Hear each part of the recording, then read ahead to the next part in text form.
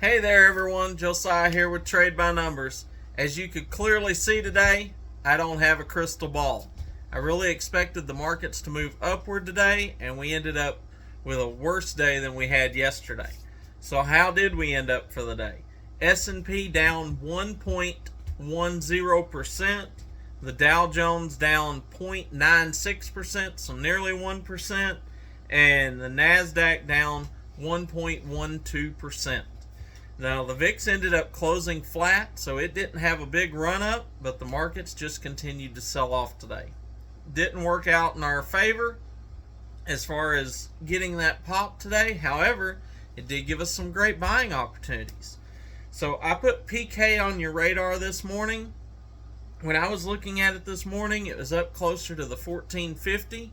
Ended up picking that up today at 1405. I was very happy with that entry price. I also told you, we sold CEI yesterday, made over 14% on that trade. Absolutely huge. I was looking at this morning in the pre-market. I said down around 36 cents. Didn't look too bad.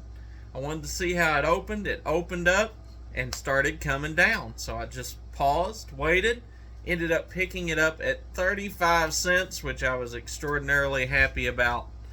You say, well, it didn't blow up today, Josiah. You're still in it. Yes, I am, but we already know what it's capable of. We seen that yesterday. So I'm happy to be in it at 35 cents. We'll see how that plays out over the next couple of days.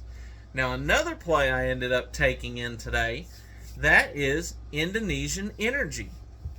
Now, we said before that we was going to stay away from it because it had already blown up so much, but then today, it crashed down, ended up closing almost 17% down on the day. And when I bought into it, it was actually down almost 19%. I picked it up at $7.50. So I feel really good about that. Now, I still do believe that it can come down some. I absolutely believe Indonesian Energy could go ahead and drop down to around the $6 range or even into the upper $5 range. So it absolutely has room. It can drop down. However, down 17% on the day. It could easily pop tomorrow. If it does, I have a position.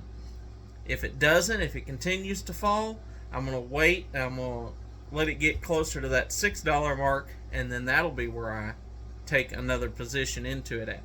But I did feel comfortable enough to kind of dip my toe in, take that first position, just kind of betting on the fact that it's going to have a bounce, even if it's a dead cat bounce, and push it back up a little bit.